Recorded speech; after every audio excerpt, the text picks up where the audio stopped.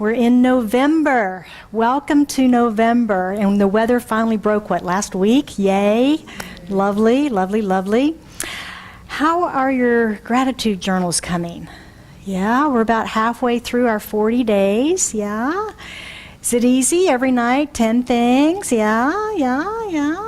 Okay, good. Different from yesterday? Different from the day before? Yeah, 10 different things every single day.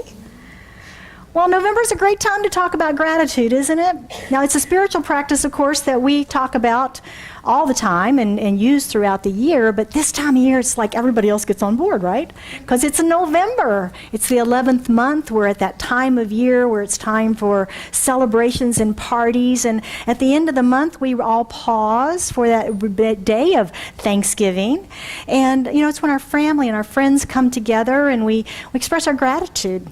We express, what we're thankful for in our lives and appreciate and all of that. So it's a time that we set aside to acknowledge gratitude on a grander scale. So our series this month that we're going to be talking about is Gratitude and Grace. Gratitude and Grace. Now, again, gratitude we talk about a lot, but what about grace? Is it just that thing we say before the big meal on Thanksgiving? Right? Well, that's part of it, but grace, it can be hard to describe, can it? We do have a whole class on grace in our foundations class that we'll be offering, but it's more of an experience, and it can be difficult to put words into. But for me, it's an experience of the divine. It's an experience of the divine, and I equate it to those scenes that you see in movies or shows or plays where one person comes out on the stage and it's all dark and then the light illuminates and you hear the voices. Oh, it's like that feeling that when you're in that state of grace and you're experiencing something in that divinity of the greater than we are. And so we're going to be looking at how grace and gratitude come together in our lives to truly create a joy-filled life for us, a joy-filled life. But we're going to talk mainly today about gratitude, and my talk is Cultivating a Grateful Heart. Cultivating a grateful heart, and whether that's even possible or not. When we look at the word gratitude and the word grace, they both come from the Latin grata or gratia, a gift given, a gift given. And if you think about those two words, gratitude for a gift given, grace is that givingness of God, that givingness of God. So it's interesting that they both come from that same Latin root. Well, as I said, many of us have been journaling in our books for 21 days, and we've got 10 things each day to be grateful for. Well, I don't know about you, but I've had the experience of sitting down at night and writing down 5 things really quickly and going, yes, and then going, what were those other 5? And I know at least 10 great things happened during the day, right? But I can't remember them. So I default to family, friends, church, right? I have that little default list. That's why I was asking, it's different from yesterday, different from the day before, or do we put the same thing on that list every day? So how can we make this practice of gratitude journaling come alive in our lives? How can we make it come alive in our lives? Would you agree that in order to experience gratitude, you have to be aware that you've been given something? Hang on to that. In the book Attitudes of Gratitude by M.J. Ryan, anybody heard of that book? Attitudes of Gratitude, M.J. Ryan. She says, whether it's a beautiful head of hair, a trip to Tahiti, or a great job, gratitude is the response of the receiver of a gift. She goes on to say it cannot exist if you don't recognize that you have received a gift, and it can't exist if you don't feel worthy of getting the gift. A lack of self-esteem robs us of the joys of gratitude because we have nowhere to put all that is being given. This can be seen when we're trying to love someone, can it? And they can't accept it, they can't receive it. Have you ever had the experience of being rejected? Not necessarily in an intimate relationship, but maybe, I've had the experience of trying to help someone on the street. And they go, no. or trying to give someone something. No, no, no, no. I tried to give away Phoenix Open tickets one day at the Phoenix Open, and people wouldn't take them. It was the funniest thing. It was like, wow, isn't this interesting? The programming. No, no, I'm going to stand in line and buy my ticket instead. It's like, I have an extra. I'm not using it, please. That's what we're talking about, is this unwillingness to receive. MJ goes on in the book to talk about her daughter who brought home a college-aged friend when they were in school. And MJ had fixed up the guest room with some fresh flowers, and she made special meals for the girls and made it all nice for them when they came to visit. And as they were leaving, the girl that was visiting didn't say thank you for your hospitality, enjoyed the meals, or anything like that. And MJ, being an author, of course, of gratitude type things, found that fascinating. She didn't do the nice things to receive gratitude. She just found it interesting that the young woman didn't acknowledge it. So she asked her daughter, she said, what's up with that? And she goes, tell me about it, Mom. I spent the entire weekend reassuring her that she looked good, she said the right thing, and that she was smart and that she was interesting. So this young woman did not feel worthy. She did not have good self-esteem about herself to receive those things. When she saw those fresh flowers on the dresser, she thought, oh, well, that's nice. She must do that just for everybody. It's not for me. And when she made that special meal, she must have made that for the daughter. I mean, for my friend, she wouldn't make that for me, right? So if we can't recognize the gift, it's difficult to be in gratitude for it, isn't it? Yeah, it's difficult to be in gratitude for it. Sometimes the other side of this, well, let's back up, that can look like ingratitude, right? Ingratitude, it can look like that, but it can be this idea of self-worth and not rudeness. And I think that's where we usually go. If somebody rejects us or doesn't thank us for a gift or doesn't acknowledge a service, we think they're being just rude, right? We get that in our head, and that becomes a story. Then we get mad, and then we get to do some forgiveness work. We go back to last week's talk, and we do the forgiveness work. But that's how it starts, right? We misinterpret that as rudeness, when in fact they just don't have the ability to receive it because they don't think it's for them. They don't think it's for them. And then the other side of that is entitlement. And that's usually where we go. They think they're entitled to it. They didn't even have the courtesy to say thank you.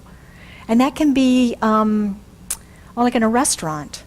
The server comes and refills the water glasses. And we don't say thank you. We don't acknowledge them. They bring a new bread basket, and we don't acknowledge them or say thank you. You're getting paid to bring the service, and I'm going to give you a gratuity at the end if you do a good job, and you didn't get the bread here quite fast enough. So we don't acknowledge that. We don't say thank you for that. Somebody holds a door. Oh, that's a common courtesy. They should do that. I'm entitled to that. We don't say thank you. But all of these little things in our life are opportunities to recognize, acknowledge, and say thank you, aren't they? They're all opportunities to say thank you.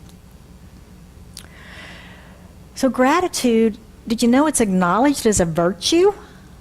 Gratitude is acknowledged as a virtue. Ancient Roman philosopher Cicero said that it was the queen of virtues. It's the queen of virtues. And his contemporary Seneca said, he who receives a benefit with gratitude repays the first installment of his debt just by expressing that gratitude. And then again, the opposite, the ingratitude, has been treated as a serious vice. Immanuel Kant, anybody familiar with him? He said that it's the essence of vileness. Essence of vileness. And we see this, don't we? If you've watched TV or movies or read literature, the villain, vileness, are they grateful characters? Not usually, right? Not usually grateful characters in those villains in those books and stories. I've been watching a show on PBS called Poldark. Anybody watch that? There's a villain in that. He grew up in, I think, a blacksmith's family, and then he became wealthy, and he wasn't born of royalty, and but he became the banker in town, and he is not grateful. And he's a villain, and he's not nice. He's not grateful for the good that's come to him. He's not grateful for the things that he can do in the community. He's a villain. He's a villain. So that's where this idea of ingratitude comes from, being vile. So keeping that attitude of gratitude. You ever heard that? Attitude of gratitude? Sure. Being willing to express it often is one way that we can cultivate a grateful heart. It's one way we can cultivate a grateful heart.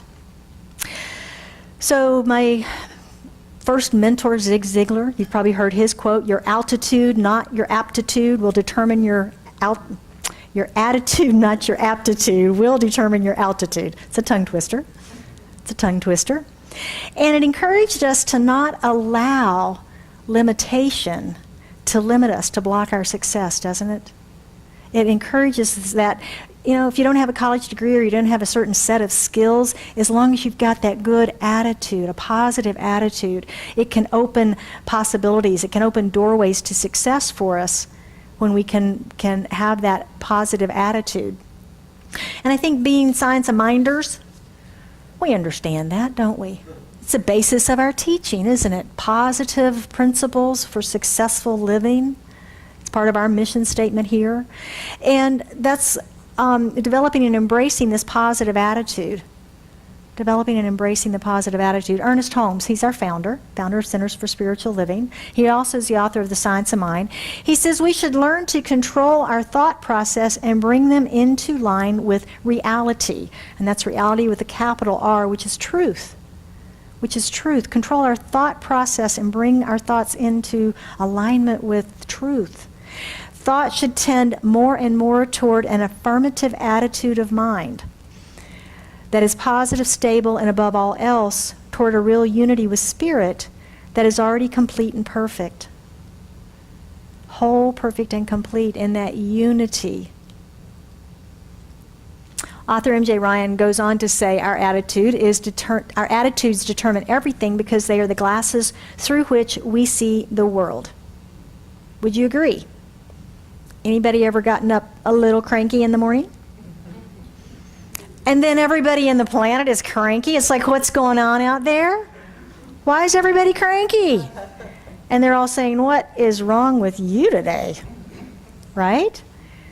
Yeah, our attitude determines the quality of our day, doesn't it? Our attitude determines the quality of our day. That's where that old saying, got up on the wrong side of the bed. Go back to bed and get out on the other side. I've added a practice of setting intentions to my morning spiritual practice. And at the end of my meditation, I'll think about what I have on my agenda for the day.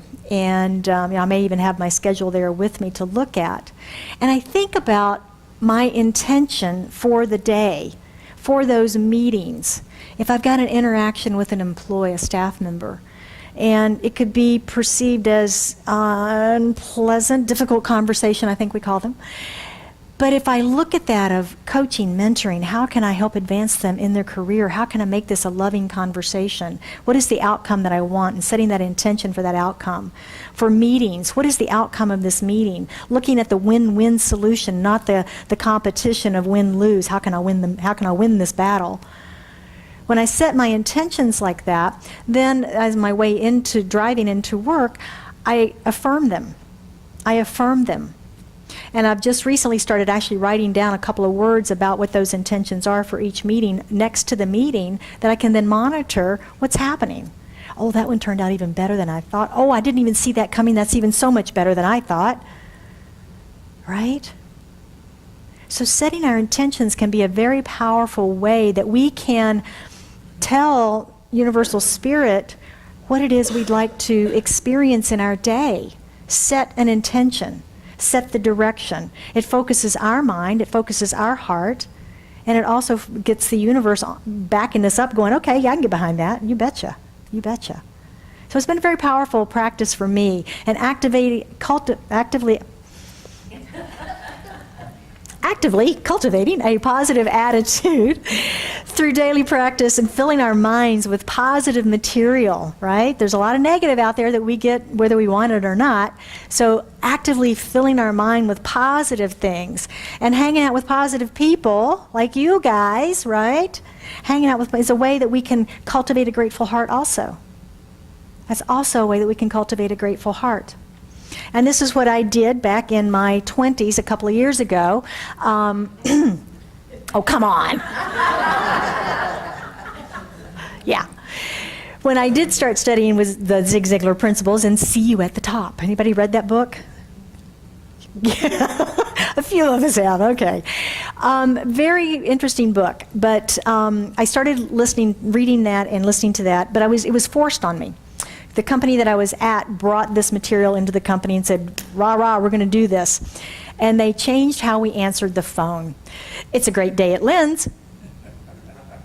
Well, I thought that was hokey, and I was resistant, and I didn't like it because I wasn't having a great day. My life wasn't great. I was in a job where my title was office girl. I was struggling to make ends meet, and I was 2,000 miles away from home, from friends and family. It was not a great day, but I was forced to answer the phone that way. And if we didn't, management periodically called in to make sure we were doing it. And if we didn't, we got written up. So it's a great day at Lynn's. You know, we get there. We move through it. But as I continued to read and study the Zig Ziglar principles and things, I began to watch the circumstances of my life change. And I began to watch them shift. And I began to realize, not really realize then as much now, that changing my thinking, changing my attitude, is what changed my experience of my life. I was promoted from office girl to office manager, and then my career continued from there to be the regional manager of 9 stores in that Dallas market. I don't tell you this to inflate anything, but it's just that we all have that capability. We can all change our thinking and change the circumstances of our lives. We have the power of choice. We have the power of willpower. And we have the power of our mind and our spiritual practices to keep us in alignment with that. So we have the power to do that. And I do attribute my success in that company to making that shift in my attitude. Because I assure you, it was pretty stinking thinking, as Zig would say back before that. Jim Rohn, who's another success author, he says, you are the average of the 5 people you spend the most time with. Okay, you're all looking around your life right now. You are the average of the 5 people that you spend the most time with. So now that you've thought of those 5 people, do they have an attitude of gratitude? Do they have an attitude of gratitude? So making these changes and making these choices, it's a great day at Lynn's, may be forced, feel like they're forced in the beginning. It felt really forced for me to do that.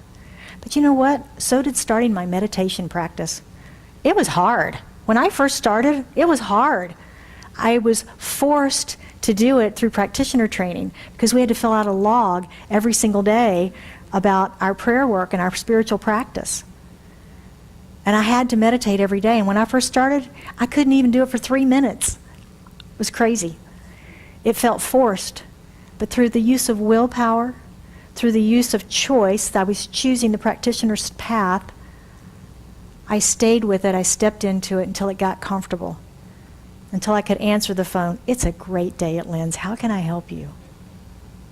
How can I help you? And really mean it. So we've got that power. So when we can make these changes and we can cultivate this grateful heart, we can then see the world differently, can't we? Because we're looking at it through different glasses now. Because we've changed our attitude, we've shifted our perspective. We see the world different, and we are becoming the change we wish to see at that point. We are becoming the change we wish to see. So the third idea I want to share with us today comes from Thich Nhat Hanh. He is the Zen Buddhist monk from Vietnam. You've heard of him? He's a really good example of peace, of love, of gratitude, just a peacefulness about him, right? Do you know he's 91? Yeah, he's 91 years young. So he's known for being that absolute peace and absolute love. He's a poet, he's a painter, he's a writer, he's a speaker. He's formed monasteries all around the world, the largest being Plum Valley in France. But in growing up, he was in Vietnam. It was during the Vietnam War. And he was late teens to early 20s during that time. He'd already joined the monastery. He was already a practicing monk. But he was experiencing the Vietnam War in his country and on his people. And he had been asked, how did you keep peace in your heart? How did you keep love in your heart during that time, that horrific time? And he said, well, I developed a practice. And he said, the practice is I would ask myself each morning, what can I count on? What can I count on? And he said, frequently it was the blue sky above me, Mother Earth below my feet, my breath. And that was it. And what a powerful practice this is for us to step into. Now, most of us are not dealing with war situation. And yet we have so much to be grateful for in our lives. The things we can count on. Clean running water, indoor plumbing, electricity in our homes, air conditioning in our homes, our cars, our offices, food in our refrigerator. Does that shift us into a grateful state? These things that we take for granted in our life, I do, right? You know, turn the lights on, the switch on, the lights come on. Need food, go to this grocery store, it's always there. We kind of take that stuff for granted. But when you compare and contrast it to something like his experience, I'm grateful for the blue sky and the earth below my feet. And we're grateful for those things too, of course. But this is a practice of bringing us into alignment and gratitude for the good that we have in our life today. Being grateful for what is. Appreciating and recognizing the things and the people and the stuff, whatever it is in our life that we're grateful for. And we walk through our day like that. It's cultivating that grateful heart, isn't it? It's cultivating that grateful heart. It's bringing into our awareness all that we've got to be grateful for. And we can go on and on. Our health, our joy, our community. The fact that we can come right here on Sunday mornings and practice our faith tradition of our choosing anytime we want and not be persecuted for it. So much to be grateful for. We live in Scottsdale, Arizona at a beautiful time of year to be here. People are paying big bucks to come this time of year. We live here. It's awesome, right? It's awesome. So much to be grateful for. So very much to be grateful for. So when we consider this plethora of things that we can really count on in our life, we are so blessed. And that fertile soil of our blessings is a wonderful place to cultivate a grateful heart, isn't it? Yeah. So let's recap and look at our practicing the principles today. And the first is looking for and expressing gratitude for any gift. Anything out there, the server refilling the water glass, someone holding a door, someone allowing you in traffic, anything. Look for opportunities to be grateful, to praise it, to say thank you. Carry our gratitude journals with us, or take a note in your phone, right? Take a note in your phone and then transfer it in the evening. I've started doing that. I'm much better at my 10 things now. So it's just a matter of, I get so busy during the day that I don't pause to acknowledge the gratitude. The gratitude journal's on the top of my mind first thing in the morning and last thing at night, but a lot of stuff happens in the middle. So if I can keep that gratitude at the higher level of my awareness, then I'm going to see more to be grateful for, right? And just remember that you are worthy of every kindness, every gift, every generosity that comes to you. Do you know why? Because everything that comes to you to be grateful for is a tap on your shoulder from the divine.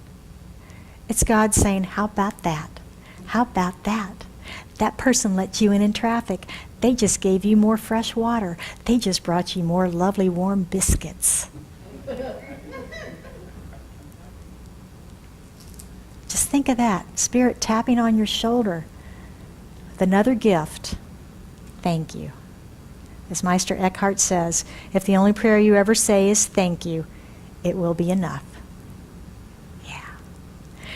Number 2, attitude determines our altitude. Life sees us the way we see life. Actively practicing the positive principles and cultivating the positive side of life, looking for materials that impact us in a positive way.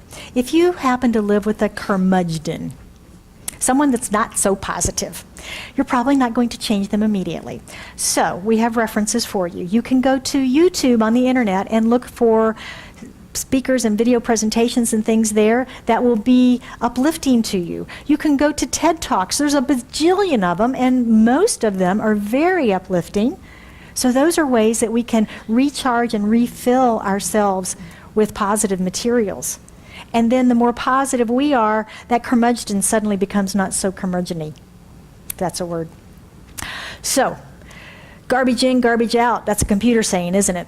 If you put bad programming in the computer, you're going to get bad programming out of the computer. In spiritual circles, we say good stuff in, good stuff out.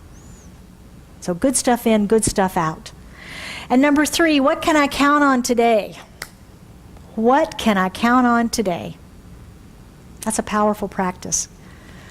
And use the good that's already in our life, the things, the people that you know you can count on, and allow it to lead you into that grateful heart. Allow it to lead you into the grateful heart. And consciously set your intentions. It's a powerful practice. I recommend it. Like I say, I've been doing it for a while, and it does work.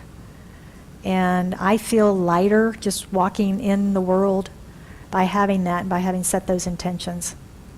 So I do recommend that. So cultivating a grateful heart is possible to do. We can change. We can cultivate this grateful heart. We can bring gratitude to the forefront of our thinking, to the forefront of our minds, to the forefront of who we be. I am blessed to have a friend in my life who is walking, talking gratitude. And it's just part of their DNA. It's part of who they are. It's part of how they express. And they're a delight to be around because they're not complaining. They're always grateful. They always look at things as half full. If we're in a social environment and somebody we don't know anybody, this is always the first person that wants to go and make connections and make sure people are comfortable, make sure they're connected, find out about them, share her life with them. It's always from the positive place. No matter how much you mess up, she's encouraging you along. An attitude of gratitude is definitely a place that I aspire to live from. I want to grow up to be just like her. Grow up to be just like her. Develop that from every day. So I hope that you've got someone in your life that maybe you're that person. Maybe you're that person that's doing that for others as well. So thank you for being with us today. I would like you to join me now as we anchor and affirm this in prayer this morning. How good it is to come together in the oneness and the unity and this full expression of gratitude and recognizing that God is all there is nothing else. It is the infinite power and presence of life itself unfolding. It is joy and peace, harmony, love, and all of it is here now present in this room. It is active in, through, and as me as an expression of it, individualized and unique. And I know that that truth is true of each one here today. That Spirit is alive and well as you, through you, and expressing as you in this moment, as that individualized breath and heartbeat within you. And from this place of knowing, this connectivity, this unity, and this absolute wholeness that we are, I speak my word for and about each one of us, knowing, claiming, and accepting this day the bounty of blessings that we each have in our lives right now, for which we can express great gratitude. Opening ourselves up to that connectivity with each other and in the wholeness of life itself, through that powerful expression of gratitude, through that grateful heart, through that wisdom and intelligence of the divine. And I know for anyone that does have anything on their heart this day that they are seeking prayer support around, seeking a healing, a manifestation, clarity, whatever it might be, that as that is brought to the forefront of their minds in this moment, we know that it is made whole, that it is healed, that clarity reigns, that truth is revealed, whatever may be needed, it is so. So from this place of gratitude, gratefulness, thanksgiving, and joy, I release this into the activity of mind, knowing that it is done, it is so, and we affirm together by saying, and so it is.